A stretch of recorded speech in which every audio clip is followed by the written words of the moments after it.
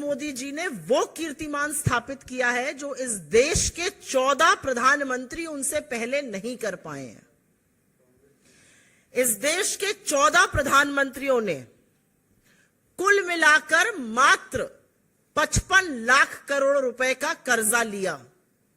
67 साल में 14 प्रधानमंत्रियों ने कुल 55 लाख करोड़ का कब्जा लिया और हर बार रेस में आगे रहने की चाहत वाले नरेंद्र मोदी जी ने पिछले 9 साल में हिंदुस्तान का कर्जा तिगुना कर दिया। 100 लाख करोड़ रुपए से ज्यादा का कर्जा उन्होंने मात्र 9 साल में ले लिया। कहां 67 साल में 55 लाख करोड़ लिया गया था। तो एक नया कीर्तिमान उन्होंने वो स्थापित किया जो इस देश के 14 और प्रधानमंत्री नहीं कर पाए। सिंपल तौर पे बता दूं, अगर इस समय, इस वक्त, इस सेकंड पर एक बच्चा इस देश में पैदा हो रहा है तो उसके सिर पर भी 1,20,000 रुपए का कर्जा लादने का काम मोदी सरकार ने पिछले 9 साल में किया है। और अगर और सिंपली बोलने पर आ जाऊं तो हर सेकंड इस सरकार ने 4 लाख रुपए का कर्जा लिया है। हर मिनट पर लगभग 2.5 करोड़ का लिया है। हर घंटे पर 144 करोड़ का कर्जा लिया है। 3,456 करोड़ का कर्जा हर दिन लिया है। हर महीने 1 लाख करोड़ से ज्यादा और हर साल लगभग 12.5 लाख करोड़ का कर्जा लिया है। इसीलिए 9 सालों में 100 लाख करोड़ से ज्यादा का कर्जा लेने का कीर्तिमान और इस देश के लोगों पर कर्जा के बोझ तले उनको दबाने का कीर्तिमान नरेंद्र मोदी जी ने स्थापित किया है। आप इनसे कोई भी सवाल पूछिए, बाकी देशों की बात करते हैं तो उस पर भी आईना दिखाना जरूरी है। भारत का डेट टू जीडीपी रेशियो, मतलब कर्ज और जीडीपी का जो अनुपात होता है, जो रेशियो होता है, वो 84% पर है इस समय। और हमारे तरह की जो इमर्जिंग मार्केट इकोनॉमीज हैं या प्रगतिशील डेवलपिंग इकोनॉमीज जिनको कहते हैं, उनका औसतन ये रेशियो 64.5% पे है। हमारा 84% पर है, उनका 64.5% पे है, 64.5% पर। एक समस्या और भी है, जब आपका ऋण 155 लाख करोड़ हो जाता है तो उस पर आपको ब्याज भी चुकाना पड़ता है। हर साल 11 लाख करोड़ तो सिर्फ ब्याज चुकाने में, मतलब इंटरेस्ट पेमेंट में दिया जा रहा है। 11 लाख करोड़। उससे कितने आईआईटीज, कितने एम्स बन सकते हैं, कितने लोगों का इलाज हो सकता है, कितने बच्चे कुपोषित होने से बच सकते हैं, कितनी मिड डे स्कीम्स चल सकती हैं, इसका अनुमान ही नहीं लगाया जा सकता है। 11 लाख करोड़ सिर्फ इस डेट की सर्विसिंग में, जिसको इंटरेस्ट पेमेंट कहते हैं, होता है। लेकिन एक बहुत भयावह चीज हो रही है। सीएजी की रिपोर्ट, यह हमारी रिपोर्ट नहीं है, यह सीएजी की रिपोर्ट है। और सीएजी की रिपोर्ट यह साफ तौर से कहती है कि 2020 में ही हमारी जो ऋण स्थिरता थी, जिसको डेट स्टेबिलिटी कहते हैं, वो नेगेटिव में जा चुकी थी। और तब डेट टू जीडीपी रेशियो, तब ऋण और जीडीपी का अनुपात मात्र 52% था। अब वो 84% है। तो हमारी डेट रीपेमेंट की, कर्जे को पाटने की क्षमता पर भी सवाल उठाया जा रहा है। यह भयावह स्थिति हो रही है। एक और बड़ा सवाल है, और यह बड़ा सवाल हम सबके मन में आना चाहिए, क्योंकि सरकार आपको खर्रे बताने लगती है। हां, हमने कर्जा लिया, हमने 80 करोड़ लोगों को फ्री का राशन दिया। इसका फायदा किसको हो रहा है? क्या इसका फायदा गरीब को हो रहा है? क्या इसका फायदा मध्यम वर्ग को हो रहा है? क्या इसका फायदा निम्न मध्यम वर्ग को, आम आदमी को, युवा को, स्टूडेंट को हो रहा है? आप सुनकर भौचक्के रह जाएंगे कि ये जो इतना बड़ा बड़ा कर्जा उठाया जा रहा है, हमें और आपको कर्जे के तले दबाया जा रहा है, इसका फायदा न गरीब को है, न मध्यम वर्ग को है। इसका फायदा सिर्फ और सिर्फ पूंजीपतियों को है।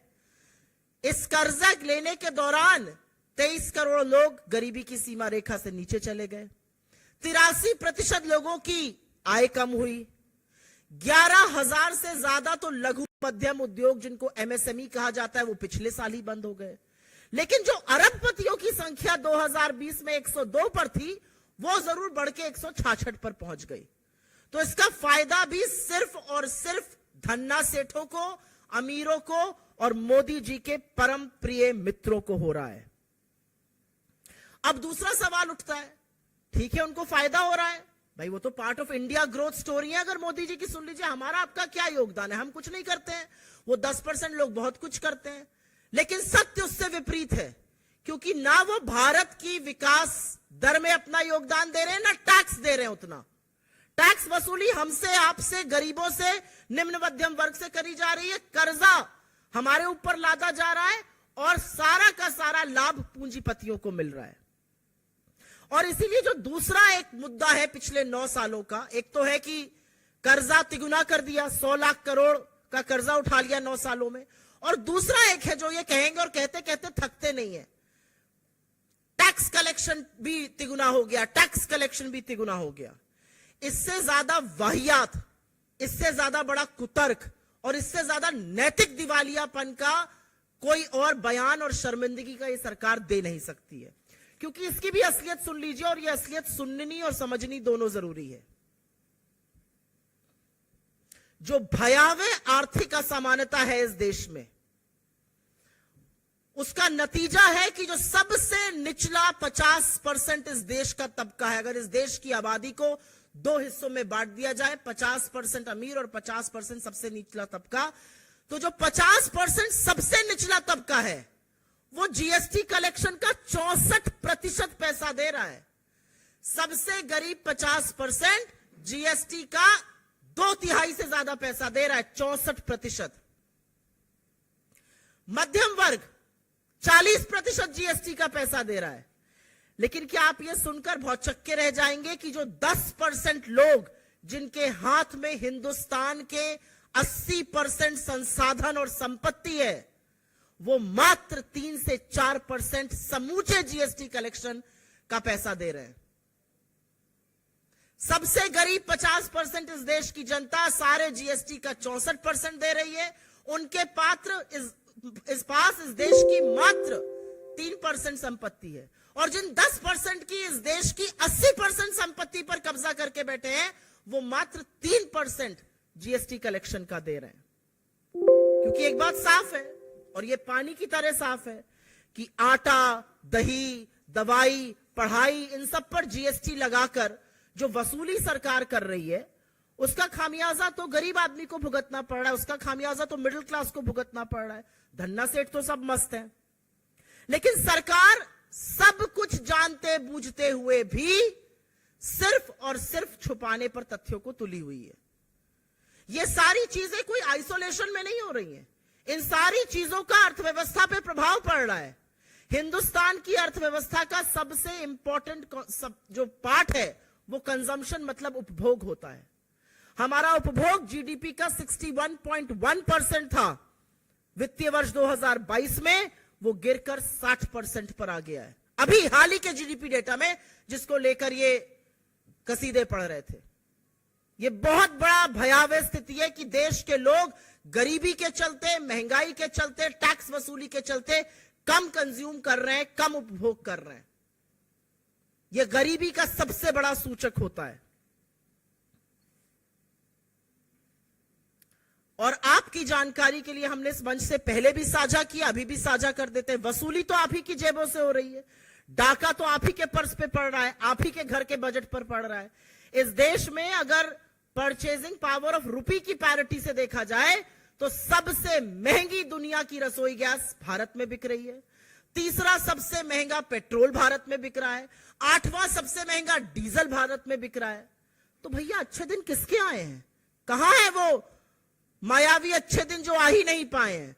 कर्जे के तले हम दबे हैं, उपभोग हम कम कर रहे हैं, महंगाई से हम त्रस्त हैं, लगातार पेट्रोल, डीजल, एलपीजी के दामों को बढ़ाया जा रहा है। और अंत में एक बात मैं ये जरूर कहूंगी कि ये कहनी जरूरी है कि जो टैक्स वसूली हो रही है, चाहे वो जीएसटी के थ्रू हो, चाहे वो एक्साइज ड्यूटी, फ्यूल के थ्रू हो, जहां पर आपको महंगा एलपीजी, महंगी पेट्रोल, महंगी डीजल, और डीजल के महंगे होते बाकी फल, फ्रूट, सब्जी जो सब महंगी है, उसका प्रभाव आम आदमी पर पड़ रहा है। उसका प्रभाव मोदी जी के मित्रमंडली पर नहीं पड़ रहा है, धन्ना सेठों पर नहीं पड़ रहा है। और इसीलिए अंत में हम ये जरूर कहना चाहते हैं कि गुजरात के मुख्यमंत्री रहते हुए बड़ी बड़ी बातें करते थे मान्यवर, बातें तो ऐसी करते थे कि दिल्ली में बैठी हुई एक इनकॉम्पिटेंट करप्ट सरकार है। वो अलंकार, वो नाकामी के, वो निकम्मेपन के, वो भ्रष्टाचार के अलंकार अब मोदी सरकार से ज्यादा अलंकृत किसी को नहीं करते हैं।